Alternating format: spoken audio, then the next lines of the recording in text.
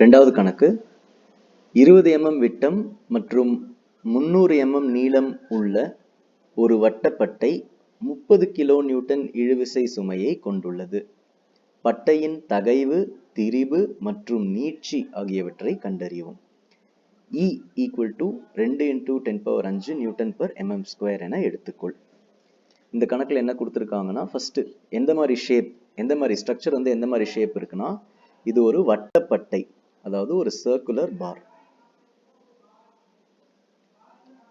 ஒரு சர்க்குலர் பார் எவ்வளோ விட்டம் அப்படின்னா 20 mm விட்டம், 300 mm நீளம். ஸோ ஃபர்ஸ்ட் இதை நம்ம வரைஞ்சுக்கலாம் ஜியாமெட்ரியை.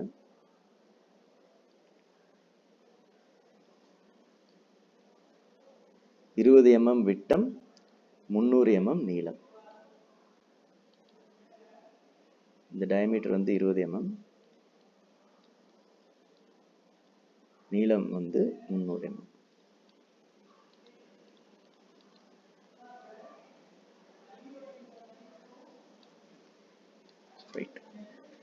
இப்போ இது என்ன பண்றோம் அப்படின்னா 30 கிலோ நியூட்டன் இழுவிசை சுமையை இது கொண்டுள்ளது. ஸோ இப்போ இதை பிடிச்சி இழுக்கிறோம். இந்த இழுவிசை சுமை வந்து 30 kilo Newton. So given data எழுதிக்கலாம்.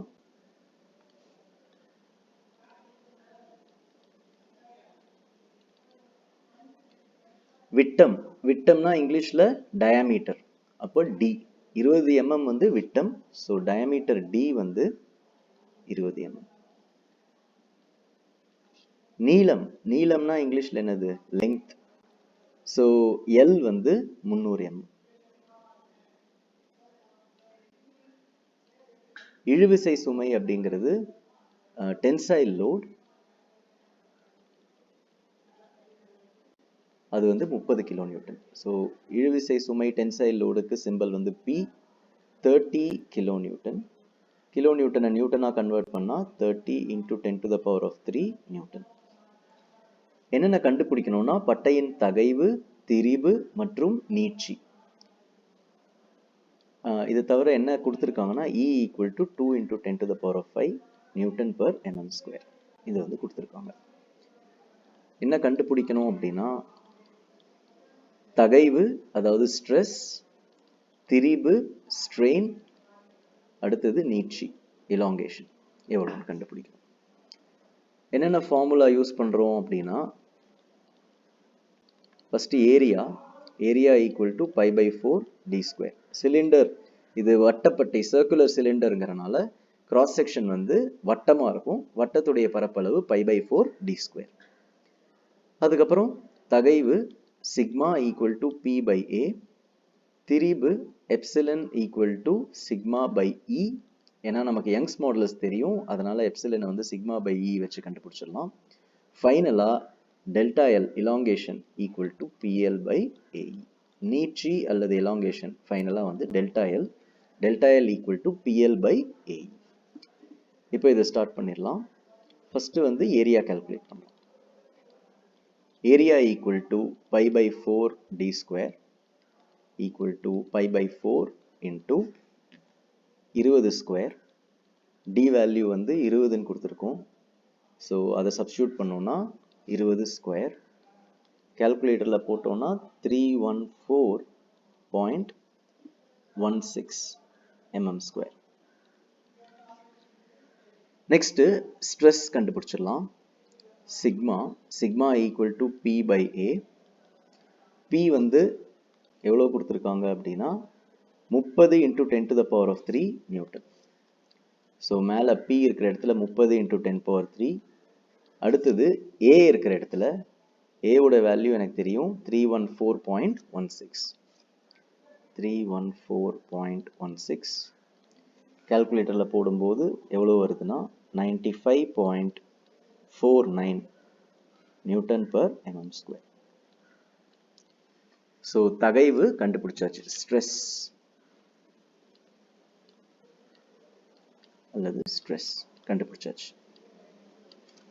நெக்ஸ்ட் திரிபு கண்டுபிடிக்கலாம். திரிபு அல்லது strain. Epsilon equal to σ/e.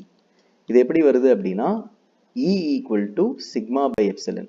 Young's modulus வந்து normal stress by normal strain. இந்த சிக்மா இந்த E வந்து கீழேயும் இந்த எப்சிலன் வந்து மேலேயும் போச்சுன்னா ரீஅரேஞ்ச் பண்ணும்போது நமக்கு என்ன கிடைக்கும் அப்படின்னா epsilon equal to sigma by ஈன்னு கிடைக்கும். ஸோ இதை வந்து ஜஸ்ட் ரீஅரேஞ்ச் பண்ணுறோம். ரீஅரேஞ்ச் பண்ணால் epsilon equal to sigma by இந்த ஃபார்முலா வருது. இப்போ நமக்கு சிக்மாவும் தெரியும், இ வேல்யூவும் தெரியும். சிக்மா வேல்யூ இப்போ தான் கண்டுபிடிச்சோம் 95.49.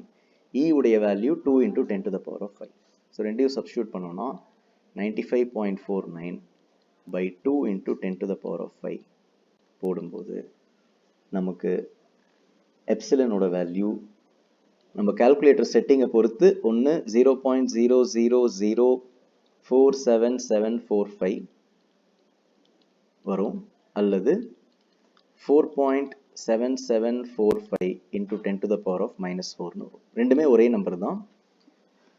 ஸோ கால்குலேட்டர் செட்டிங்கை பொறுத்து இது ரெண்டுத்துல ஏதாவது ஒன்று வரும். ரெண்டுமே கரெக்ட் தான், ரெண்டுமே ஒன்று தான். ஃபைனலாக இலாங்கேஷன் நீட்சி எவ்வளோன்னு கண்டுபிடிக்கலாம். எலாங்கேஷனோட formula ΔL equal to PL by AE equal to P உடைய வேல்யூ 30 × 10⁻3, L உடைய value 300 mm divided by A உடைய வேல்யூ 314.16, யங்ஸ் மாடுலஸ் E உடைய வேல்யூ 2 × 10⁻⁵. இது கால்குலேட்டரில் போட்டோம்னா 0.1432 mm. அகைன் கால்குலேட்டரில் போடும்போது டினாமினேட்டரில் நிறைய மல்டிப்ளிகேஷன் இருக்குது. ஸோ ப்ராக்கெட் போட்டு டிவிஷன் போட்டு ப்ராக்கெட் போட்டு போட்டால் ஆன்சர் கரெக்டாக வரும். ஃபைனலாக கொஸ்டினில் என்ன கேட்டிருக்காங்கன்னு பார்த்துட்டு அதை ரிசல்ட்டில் எழுதிடும். கொஸ்டினில் என்ன கேட்டிருக்காங்க? தகைவு, திரிபு மற்றும் நீட்சி இது மூணையும் கண்டறியவும் கேட்டிருக்காங்க. ஸோ இது மூணையும் எழுதிடலாம். சிக்மா ஈக்குவல் டு எவ்வளோ, எப்சிலன் ஈக்குவல் டு எவ்வளோ, டெல்டா எல் ஈக்குவல் டு எவ்வளோ. சிக்மா வந்து நமக்கு எவ்வளோ கிடச்சிது? 95.49 நியூட்டன் பர் mm ஸ்கொயர். அடுத்தது எப்சிலன் வந்து நமக்கு 4.7745 × 10⁻⁻⁴. இதுக்கு வந்து யூனிட் இல்லை, நோ யூனிட். அடுத்தது டெல்டா எல் எலாங்கேஷன் 0.1432 mm.